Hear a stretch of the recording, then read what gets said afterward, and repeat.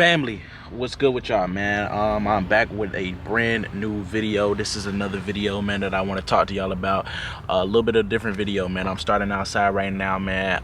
This video is gonna be out just to a lot of people. I want y'all advice on this too, and I want y'all input and feedback on the topic that I'm about to talk about in this video, man. Before I get into it, I'm just show y'all the topic of the video. As y'all probably see from the title and thumbnail, which I don't know what it's going to be yet, but this is a car right here, man. This is a Malibu, Chevrolet Malibu right here. This is, you know what I'm saying, a nice little car, nice little whip right now, you feel me? But it is not my whip. It is a rental car. So with that being said, you feel me, I got a lot of questions out to my OGs or anybody just in the comments that got their 2 cents on this. Let me go ahead and get all the way in the car real quick, man, and I'm gonna talk to y'all about this.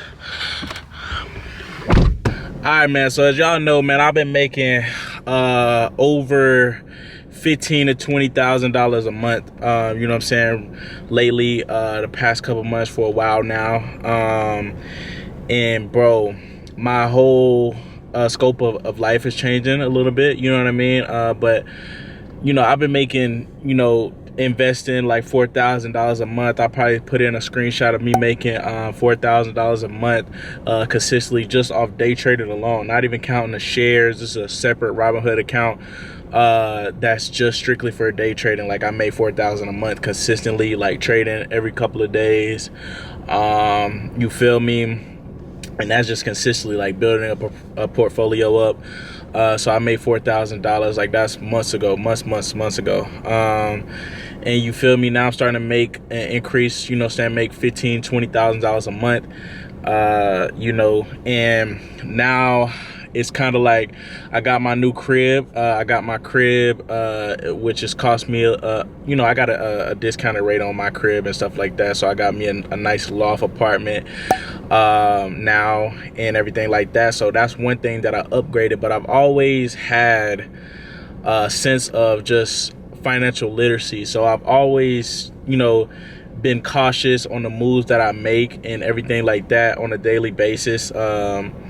And when it comes to my finances and stuff like that, but it's kind of like I kind of got that in the back of my head, but then it's like, to get out of a poverty mindset and to get out of like a lot of places that me and you or anybody watching this grew up in, that I definitely for sure grew up in. If you grew up poor, if you grew up anything like that in a rough neighborhood, rough area, anything like that, bro, or you wasn't, you know, exposed to stuff like wealth, nice apartments, nice house, nice cars, nice clothes, like you weren't exposed and you didn't have access to those type of things, bro. And one of the things that you got to kind of do to get out of that mindset and to get out of that box that you are trapped in, because mentally you're kind of in a box, because that's all you know, that's all you have seen is just like subpar living, like poor living, just trying to get by paycheck to paycheck.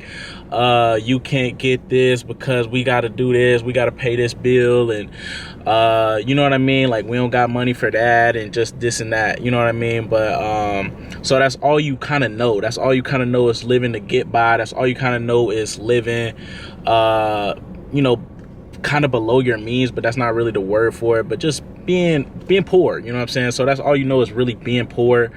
And so to get out of that mindset, you got to kind of do things like get this apartment that I have, or, you know, move out of your hometown and pick up and move out of your hometown, buy a nice car, to kind of like let yourself know, like, oh my, like this is possible. Like, okay, this is really possible. Like, I can really live this lifestyle that I'm trying to live and that I see myself living. Like, first you got to see it, as I talked about in my video, how to move out and start making $10,000, $20,000 a month. You got to be able to see it, you got to be able to envision yourself. But part of that is you know, leveling up where you're at in your circumstances. Once you start making a little bit of money, like where you live at, what car you drive or something like that, like just kind of trying to level up your mindset into seeing bigger things and like I said, letting yourself know that it's possible.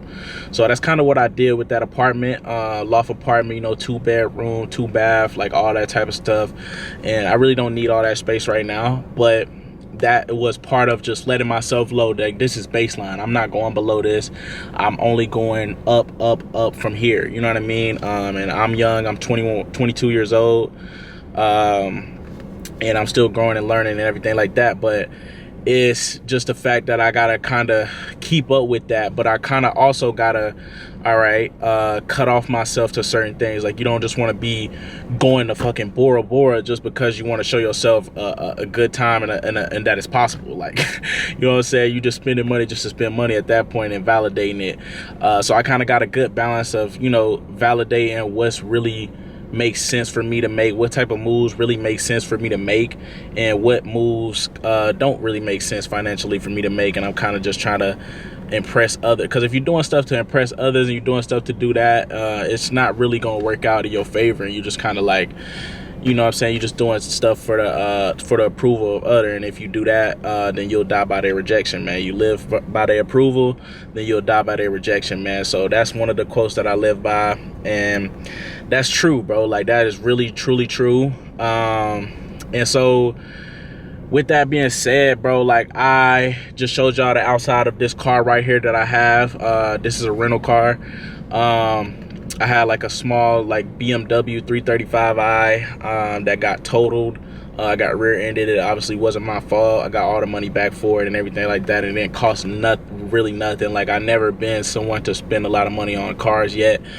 So that was like $12,000, maybe not even that. And like, now I'm kind of like, I thought for a second, I'm like, dang, do I want to get a new car? Like, I'm making $10,000, $20,000, $30,000 a month. Do I want to get a brand new car? I just got this, I just want to, you know, saying, match my lifestyle, you know what I'm saying?